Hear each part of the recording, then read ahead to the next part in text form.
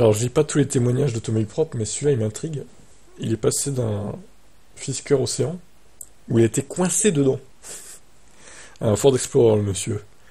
Comment il a fait pour être coincé dans le véhicule, quoi?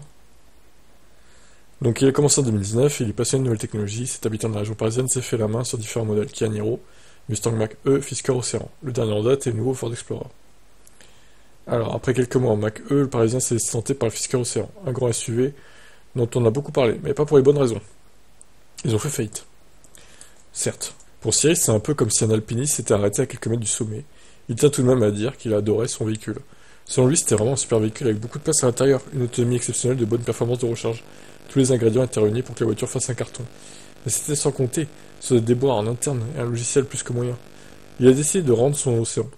C'est pas parce que la marque s'apprête à faire faillite. Il a vécu une très mauvaise expérience, il est resté coincé dedans. La batterie 12 volts a lâché, et cela a eu pour effet de verrouiller toutes les portes.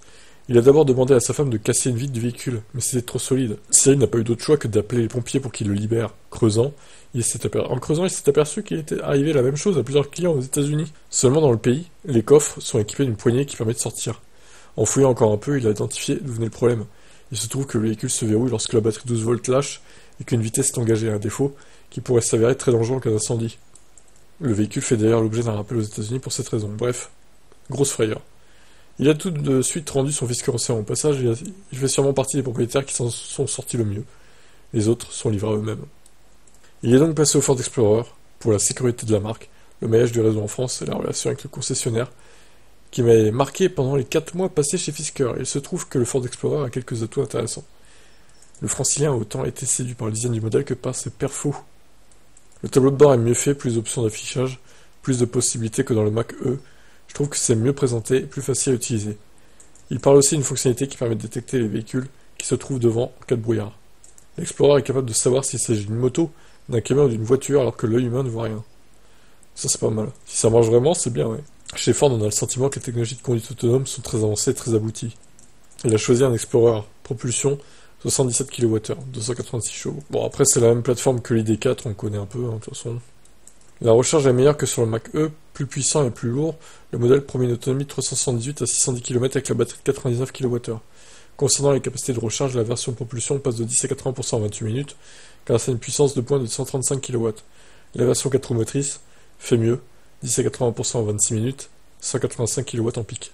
Sur ce point, il estime que Ford aurait pu faire mieux, avec une charge maximale estimée à 135 kW, Cyril constate que c'est encore trop juste. Il précise que c'est le défaut majeur qu'il a identifié sur son véhicule.